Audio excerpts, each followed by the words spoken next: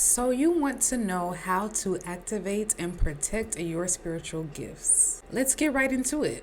Hello, beautiful people. It is Oshun Kimmy, your sage, your guru, your mystic, and your spiritual informant. And today we're diving into the topic of how to activate and protect your spiritual gifts in order to better fortify yourself and your spirit against witchcraft and spiritual attack. And of course, in order to build the exact life that you are destined to live. I've already done a video on the different types of spiritual gifts that you can have. So if you have a question as to what your spiritual gifts may be, it may help you to check out my previous video about 4 ancient gifts that witches and warlocks covet.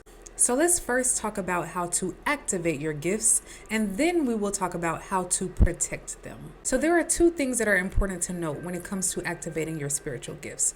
The first thing is that sometimes our spiritual gifts will come online naturally according to major astrological events and according to certain moments in our life.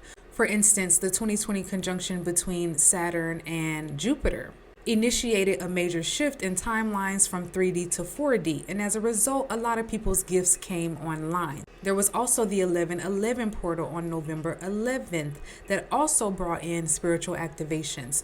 Our birthdays are also considered major astrological events, and that certain birthdays can bring about important spiritual changes and important spiritual activations. And so a few of these major birthdays are very usually at 13, at 17, at 22, at 27, at 33, and so on and so forth. And the birthday that may be important to you can vary from person to person. Now, the second thing that you need to know about your spiritual activations is that there is work that you can do to activate your spiritual gifts on a personal level. And you can do this better when you are aligning your personal efforts at activating your spiritual gifts with major astrological events, like certain numerical portals, like certain conjunctions, like the new moons and the full moons. So these types of numerical phases can actually amplify the personal work that we do to activate our gifts. For instance, I know that the Sagittarius new moon, which happened on December 1st, was a very powerful new moon for spiritual activations and spiritual transformations because it was a new moon that was occurring on the 1st of a new month. And also because Sagittarius is ruled by Jupiter, and Jupiter is a very spiritual planet. And so, for instance, on a new moon like this, there would have been a possibility to activate or tap into certain gifts through fasting, through meditation, through prayer, through yoga. Any sort of spiritual activity that is going to elevate our spiritual vibrations is going to be helpful on our journey of activating our spiritual gifts. And when I say fasting, I am really talking about intentional fasting. So fasting on certain portals. I know I was called to fast during the 11/11 portal, and I am sometimes also called to fast on certain moon cycles. And when I am in my fasting stage, this is where I am intentional about spending a lot of time getting to know myself. Because our spirits and our souls are so large, and only so much of our spirit and our souls is occupying our body at one time, we actually have to make room through fasting, through meditation, through prayer, for more of our higher spiritual self to enter into our being. And when we do this, then those auric codes that hold our spiritual gifts and that hold our destiny can come online, and we will be able to get messages from our higher self and from our spirit team more clearly. Another thing that you can do to activate your spiritual gifts is to take good care of your solar plexus chakra.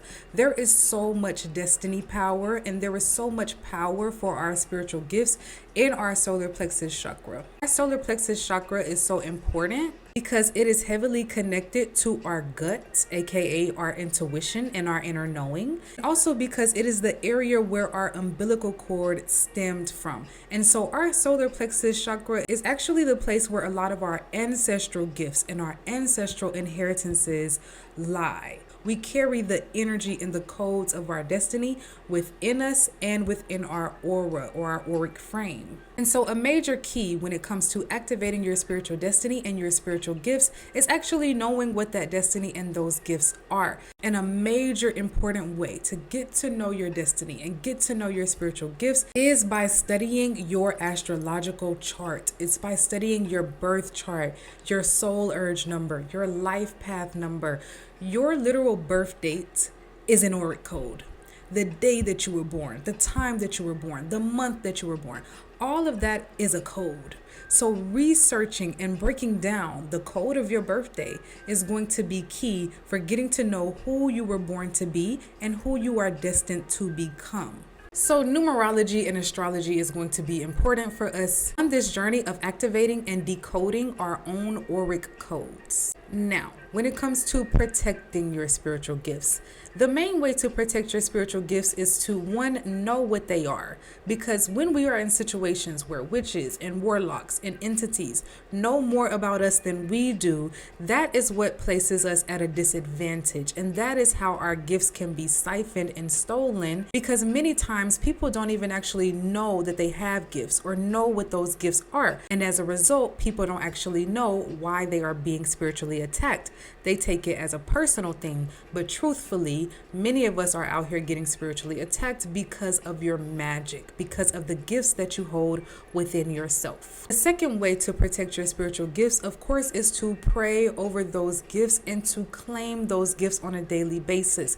When we are waking up in the morning, we need to be canceling all contracts, rebuking all covenants with negative energies and entities that you could have entered into unconsciously in the dream states, and you need to be calling your power and your gifts back in on a regular basis. So learning your gifts, praying over your gifts, and using your gifts is the best way to protect those gifts.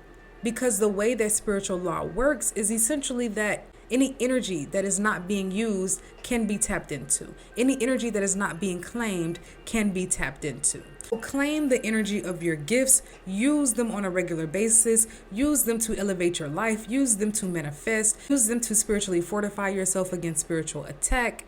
And then it makes it harder for witches and warlocks to claim your gifts and to steal your gifts. If you would like a reading on your destiny, on your spiritual gifts, on what your auric code is, I'd be happy to help you discover the answers for this. I am going to leave a link to readings in the pinned comments below. And of course, I will be leaving a link to the Patreon as well for people who are ready to take their magical knowledge and their spiritual practice to the next level. Because on the Patreon is where all the real magic happens.